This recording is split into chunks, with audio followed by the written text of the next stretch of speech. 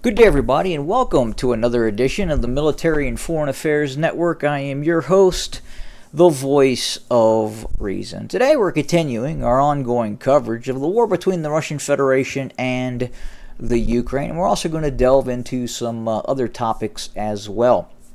But first, over the course of the last week, the Russians have used almost 1,000.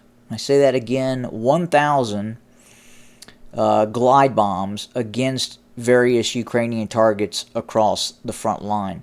In fact, the Ukrainian leadership is now both openly and secretly complaining to its Western handlers that the pressure that is being provided by the Russians against Ukrainian forces along the front lines is becoming to the point in which it is possible that the Ukrainian military could be on the precipice of breaking. Now, we have seen the continued use of Russian glide bombs, these GLONASS guided glide bombs, these Soviet-era very large bombs, air-dropped bombs that give these bombs new life. They give them longer range and more precision. And these systems right now are continuing to be used all across the front lines. Now, if we look at the central front, specifically, the Russians are really applying pressure towards the town of Torsk. In this locale here. The Russians have advanced in the last few days, continuing to push Ukrainian forces back, while at the same time continuing this fix and destroy strategy with the use of large number of glide bombs. Now, additionally, there have been Russian Iskander missile strikes across the Ukraine to include striking the port of Odessa and sensitive military targets located inside of Odessa. The Russians have used over the last 48 hours plus, they have used Kh-69s, they have used Iskander ballistic missiles against a variety of targets in and around Odessa, and we anticipate that will of course continue. But again, the war continues. The high-pressure campaign by the Russians continue. Both sides are taking casualties. Again, very intense conflict that will continue. But the Russians right now are perfectly okay with this continued tactic of using large amounts of glide bombs. Again, over the last week, almost 1,000 glide bombs used against Ukrainian targets. Now, I want to switch topics here very briefly, and I want to head over, or I want to head down south to the Kingdom of Saudi Arabia. I don't know if many of you recall, but back in the crisis 2017 to 2019, there was talk of a possible Saudi United Arab Emirates military operation against Qatar, this nation state here. Now, during the Trump administration, Rex Tillerson was allegedly the primary architect in preventing the Saudi UAE invasion of Qatar. Now, we believe at the time in 2017 that the Saudis were going to launch an operation not completely unlike the operation that occurred in Bahrain. Now, in Bahrain, earlier, we saw a Saudi operation that introduced over 1,000 Saudi National Guard troops and police paramilitary forces into Bahrain to prevent protests from toppling the government of the monarchy in power. Now, in the case of Qatar or Qatar, the relationship between the Saudis and the United Arab Emirates, the Emirates, have greatly deteriorated. And at around 2017 is when the Saudis were preparing for a military operation to seize control of Qatar and change the monarchy in Qatar.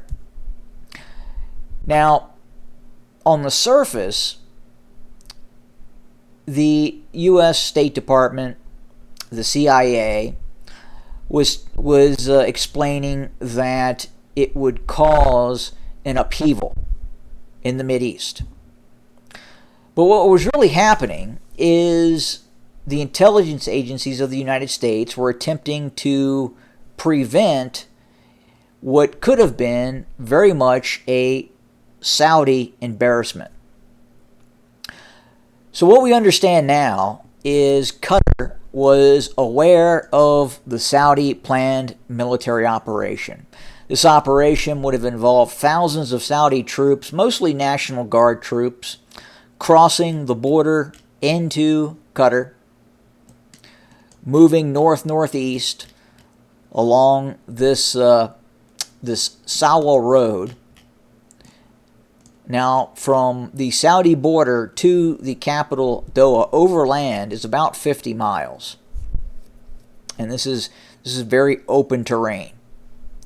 At the same time, there was talk of a possible amphibious and airborne operation by troops coming from the UAE, mainly UAE mercenaries. We understand that the UAE had agreements with certain South American countries in which South American mercenaries were planning to assist Saudi forces in this operation to topple the government of Qatar, the monarchy in Doha. Now, what the Saudis did not know at the time was that Qatar was very well prepared for a possible military operation by the Saudis. Now, the intent was to suck the Saudis into the country, and as the Saudis were road marching towards the capital along this main route here, the Saudis would become very close to one of the most major U.S. air bases in the Middle East. That's this locale here. This is a major U.S. military base for air refueling and various air operations that the United States launch out of this mega air base. Now, as the Saudis would be marching towards the capital, this long column of Saudi National Guard troops, probably numbering in the thousands, it was anticipated that the planned Qatar operation would involve the ambush of Saudi troops to the north of this main air base along the intersection of the orbital highway and the Sawa Road leading into Doha. The forces of Qatar had thousands of Pakistani mercenaries. They had their own internal forces, their own internally recruited forces. But they also had, at the time that the Saudis were not aware, they had Chinese short-range ballistic missiles. Now, you could say these are very similar to the U.S. ATACMS. And the Qataris were planning to use these weapon systems to strike Saudi targets.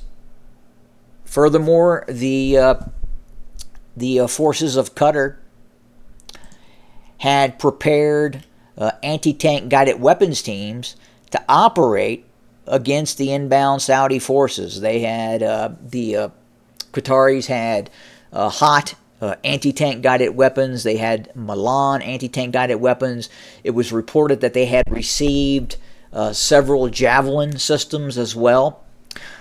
And it is also believed they had secretly acquired a few Turkish TB2 Bayraktar drones that were going to be used against Saudi forces. Now, it wasn't the chaos that this was going to cause. It was going to be the utter embarrassment of hundreds of Saudi troops being killed and wounded, and the invasion being thwarted by Qatari forces that prevented the operation by the Saudis. Now look, the Saudis did have an overwhelming air force, but the problem was U.S. air activity. U.S. air activity at this main air base. So the Saudis had to essentially try and limit their air operations, at the same time focusing primarily on these National Guard units rapidly trying to move into the capital and seize control and deposing the monarchy. But again, the problem was that Qatar was prepared. Again, it was a twofold operation where the Qataris would ambush the Saudis just outside of the capital with a variety of weapon systems. And then as the Saudis tried to move into Doha itself, you have a lot of high-rise buildings. You have a very built-up, urbanized area where the Saudis would have continued to have been attacked by Qatari forces. And some of these forces that Qatar has are very well trained. They have a force of about 20,000 personnel.